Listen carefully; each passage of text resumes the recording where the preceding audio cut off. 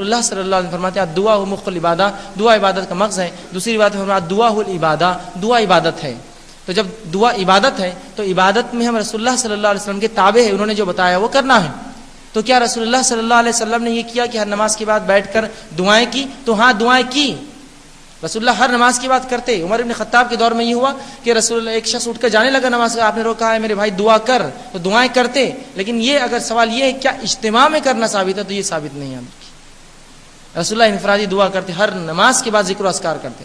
اب رسول اللہ کا عمل تھا ہر نماز کے بعد، یہ آپ سب نے سنا ہوگا، رسول اللہ نماز پڑھتے، ایک بار اللہ اکبر کہتے، تین بار جو ہے استغفر اللہ استغفر اللہ استغفر اللہ کہتے، لا الہ الا اللہ وحدہ لا شریک لہ یہ پڑھتے، اللہم انت السلام منک السلام یہ پڑھتے، آیت الکرسی پڑھتے، سورہ اخلاص پڑھتے، معوذتین پڑھتے، سورہ فلق سورہ ناس پڑھتے. میرا یہ سوال ہے آج یہ عمل ہوتا ہے کہ ہمارے پاس؟ حدیث میں یہ آتا رسول اللہ یہ کرتے نماز کے بعد. میرا یہ سوال ہے کون کر رہا ہے اس عمل کو؟ اس کے بدلے ایک شارٹ کٹ نکالی کہ ایک آدمی کچھ تو ہی پڑھتے تھے، آمین آمین بولتے اٹھ کر بھاگ جاتے ہیں. اس کے بعد تسبیح فاطمہ 33 بار سبحان اللہ پڑھتے، 33 بار اللہ، یہ بھی پڑھتے رسول اللہ. بہت لمبی لمبی تسبیحات رسول اللہ کی ثابت ہے نماز کے بعد. ٹھیک ہے، تو یہ تمام چیزیں سنت ہے. یہ چھوڑ کر ہم نے اس کے برخلاف ایک شارٹ کٹ نکالی کہ ایک آدمی بول دے اور باقی سے آمین بولے اور اٹھ کے چلے جائے. یہ کون سا طریقہ ہے؟ اب جب کچھ لوگوں سے پوچھا گیا کہ یہ نماز کے بعد دعا کیوں کرتے اس طرح سے، تو وہ کہتے تاکہ عوام سیکھ لے. اگر یہ نیت ہے عوام سیکھ لے، سوال یہ ہے لیکن عوام سیکھ کہاں سے سکتی ہے؟ ربنا آتنا فی الدنیا حسنۃ وفی الآخرۃ حسنۃ آمین، ربنا آتنا آمین آمین آمین. اب وہ آدمی جو 30 سال سے نماز سے پوچھے کیا کتنی دعائیں سیکھے، وہ کچھ سننے نہیں آتی، کہاں سیکھوں گا؟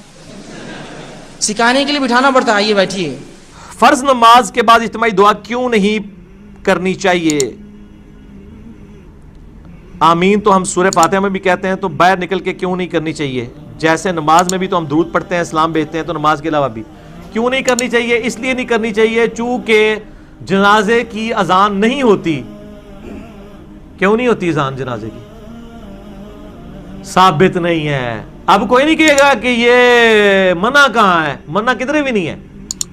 یہ بدعت کی بنیاد ہی اس کے اوپر ہے کہ خیر الہدی ہدی محمد صلی اللہ علیہ وآلہ وسلم، صحیح مسلم 2005 نمبر حدیث، ہدایت یافتہ راستہ محمد صلی اللہ علیہ وآلہ وسلم کا ہے. یہ بدعت کے اوپر ڈیفینیشن ہی غلط ہے. بدعت پہ میرا یوٹیوب پہ کئی کلپس چڑھے ہوئے ہیں، ویسے 5 گھنٹے میں نے بدعت سمجھائی ہے، مسئلہ 75A اور 75B اس میں دیکھ لیں. میں نے کھول کے بیان کیا کہ یہ سوال ہی غلط ہے کہ جی وہ منع کہاں ہے. منع کی تو ضرورت نہیں ہے، ثبوت کی ہے. جس صفحے کے اوپر آپ کی کتاب میں عید کی اذان منع ہے نا، وہ تھلے ہی لکھا ہوا ہے. ہاں انہیں سر جواب میں دیں گا کہ فرض نماز بعد دعا بھی منع ہے. وہ کہیں گے وہ تو صفحہ کوئی نہیں ہے، جڑا نا دعا ثابت ہے، یہ بھی کوئی نہیں کدھر لکھا ہوا ہے. نبی علیہ السلام کا اس میں وہ جو حدیث ہے 2738 جامعہ ترمذی میں انٹرنیشنل نمبر کے مطابق، ایک شخص کو چھینک آئی عبداللہ ابن مبارک کے پاس، اس نے کہا الحمدللہ والسلام علی رسول اللہ. تو عبداللہ ابن عمر کے پاس، صحابی تھے، وہابی نہیں تھے جناب، صحابی.